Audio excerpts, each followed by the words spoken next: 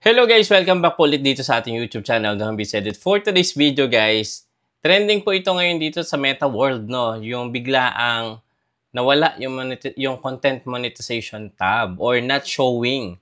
So ito yung mga dapat nating malaman para hindi na ito maulit or mangyari. So ito yung isang example. Ayan, actually itong account na to is meron na siyang content monetization pero biglang nawala. So, pwede itong update or pwedeng bug. So, pag-usapan natin para aware din po yung mga newbie or mga aspiring content creator. Maraming content creator nagulat ngayon 2025 dahil biglang nawala yung monetization tab sa Facebook nila or yung monetization tools. So, huwag kayong magpanik guys dahil sa video na pag-usapan natin yung 5 na dahilan kung bakit nangyari at mga tips para maiwasan ulit itong mangyari. Okay? So, number 1, meron nga po talagang system update or tinatawag na temporary bug. So, huwag kayong mag-alala kapag biglang nawala tapos mamaya bumalik tapos nawala. Ilang beses na natin ito experience, lalong-lalo na sa mga matatagal na creator. So, madalas nawawala ang monetization tab dahil sa bagong update or glitch ni Meta. So, alam nyo naman, last month, 'di ba, nag-announce na si Facebook na yung switching sa mga individual tools ay mapapalitan na nga po ng content monetization. And then pati nga po yung long and short video ay pinag-isa na sa Reels. So lahat po 'yan is siguro dahilan kung bakit nagkakaroon tayo ng mga pagbabago sa setting, sa setup ng ating account. So normal ito kapag may system maintenance o pagbabago sa layout ng dashboard. So, normal lang po talaga. Ito yung tip para, 'di ba, maging hindi tayo masyado mag-worry. Maghintay ng 24 hours or 72 hours. Pwede nyo rin i-clear yung cache sa mga application nyo or pwede nyo i-update, baka outdated yung apps, or i-check nyo yung Desktop Creator Studio kung active pa ang mga tools mo. Okay, so clear. So number 1, maghihintay or pwede kayo guys mag-update ng inyong application sa Play Store or sa App Store. Number 2, baka naman may violation or community strike. Okay, so dahilan din yan, kapag may mga video kang lumabag sa Facebook policy or community standard, pwede mawala o ma-disable ang monetization tools mo. So isa din po yan sa mga dahilan kung bakit nawala yung aking monetization tab or content monetization tools dahil nga po sa paglabag. So, maraming dahilan, copyright, yung mga video natin, merong mga sensitive topics, may mga issues. So, posible na yan po yung ipa-plug ng Facebook or i-disable ang inyong monetization. Kadalasan, ito yung mga top reason. Kadalasan dahil copyrighted videos, hate speech, or reuse content. So, tandaan nyo palagi yan, yung mga karaniwang na-encounter natin or nagagawa natin. Okay? Ito yung tip dito sa number 2. Basahin palagi yung meta policy. Iwasan mag-upload ng mga content na hindi kayo yung gumawa. So, alam nyo naman, ang dali nang ma-detect kung kayo po ang original na creator or publisher ng isang content. So, gumagamit yan ng AI ngayon, si Facebook. So, makikita ni AI kung yan ba ay kailan at duration yung audio ay similar dun sa original or yung pinakaunang nag-upload. So, madedetect at madedetect po yan. Number 3, reuse or non-original content. So, again, mahigpit na po si Facebook sa unoriginal content. Na-try na natin ito, nag-upload tayo ng mga unoriginal content and unfortunately talaga, hindi na tayo nakakatakas sa mga ganyang strike or policy.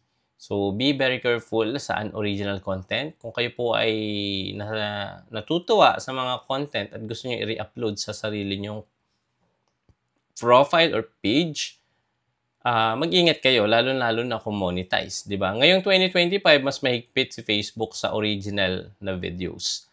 Kapag paulit-ulit ang re-upload ng mga trending clips, lalo na yung mga trending clips ng content mo, automatic na mapaplug ito bilang reuse content. So, alam naman natin kapag reuse content, bumababa yung distribution ng videos mo, bumababa yung visibility ng page or ng account mo. So, be very careful. So, kung kayo po ay monetize, upload original and quality content. Ito naman yung tip sa 3. Gamitin ang sariling boses kung kayo po ay merong mga reaction content, commentary, para mapakita na ikaw ang talaga may-ari or yung publisher. Or in-enhance mo yung video, nag-added value ka dun sa content. Pwede naman yon as long na yan po ay pasado sa copyright. Okay?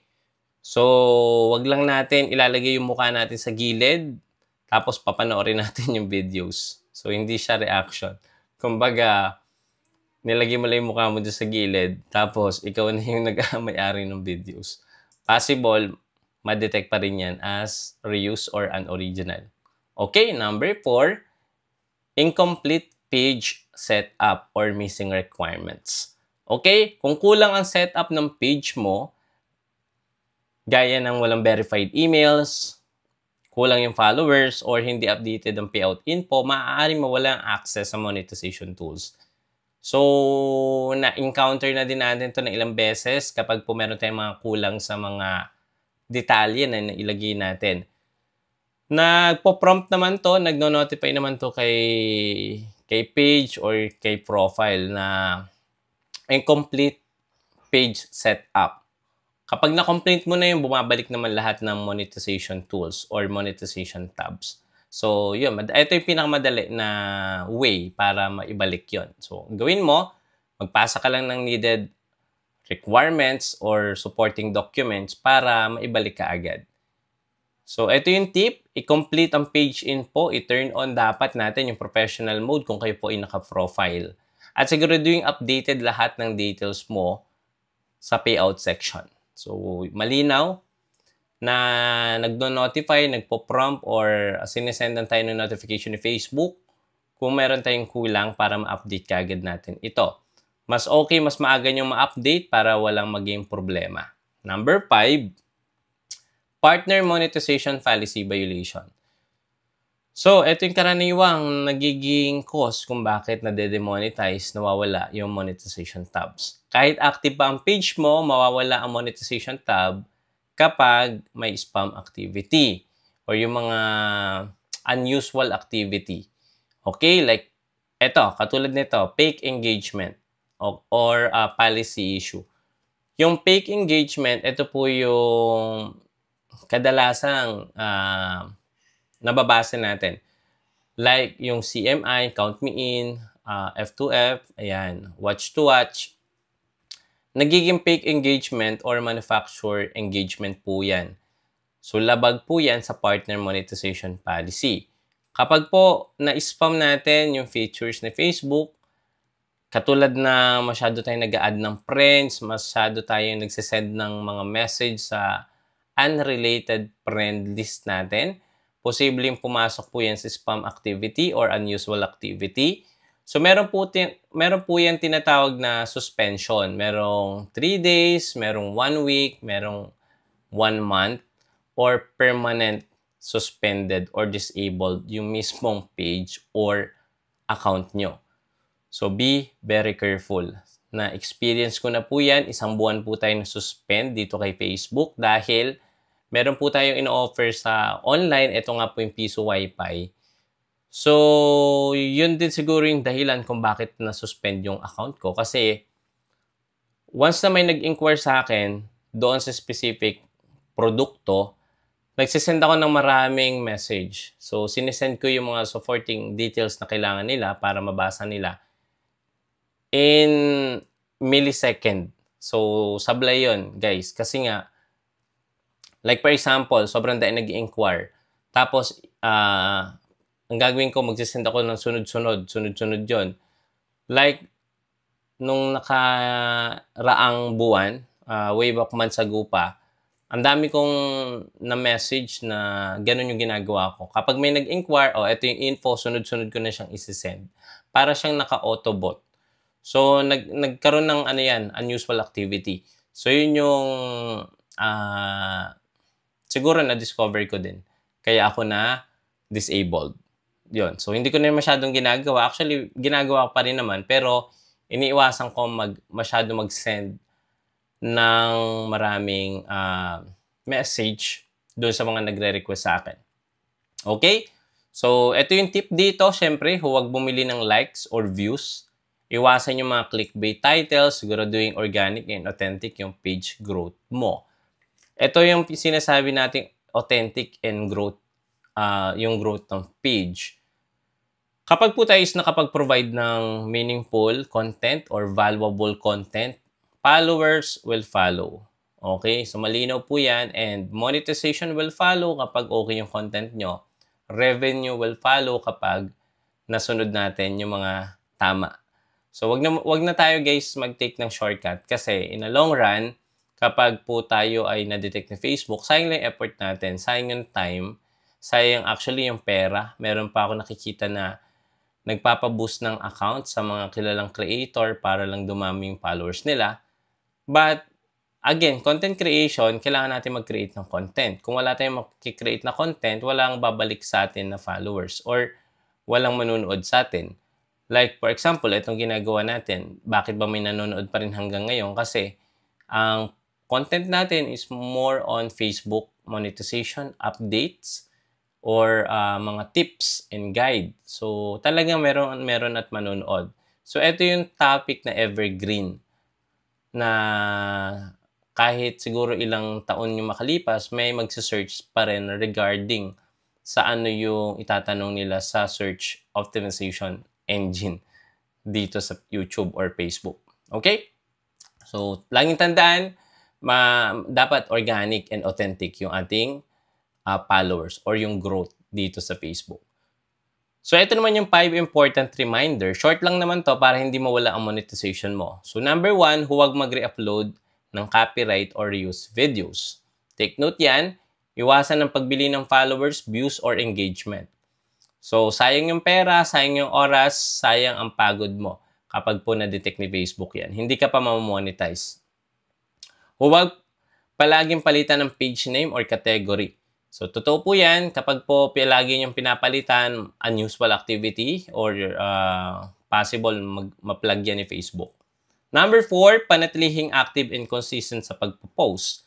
Kapag po inactive na tayo na hindi tayo nagpo-post ng ilang buwan, possible yan, parang i-freeze ni Facebook yung account mo na hindi na to active. So, babawasan na yan ng distribution. Magkakaroon ng low visibility. So, sayang, di ba? So, kahit isa sa isang araw, mag-upload kayo para maging active lang siya. Huwag gumamit ng VPN or fake location. So, bawal iyan sa payout system. So, meron pong gumagawa po niyan dahil sa payout kay Facebook. Like for example, meron tayong mga nakita dyan na ang ginagawa nila is yung location nila is nilolocate nila sa mga top tier country like US, Canada, Japan. Yan, nilolocate nila yung IP address nila gamit yung VPN para kung may manonood, 'di ba? Mas malaki yung CPM. So, iwasan niyo po 'yan kasi madedetect yan ni Facebook. So, for now, guys, maikli lang naman yung video natin ngayon and na-miss ko lang kayo. And mag-ingat kayo dahil uso po talaga yung trangkaso, sipon, ubo. So, ilang araw tayo, guys, nagkasakit kaya ngayon lang ulit tayo nakapag-upload. So, kung nakatulong itong video na to, don't forget to subscribe, click the notification bell. Kapag meron tayong bagong update, manonotify po kayo kaagad. Maraming salamat. Magkita-kita po ulit tayo sa next video.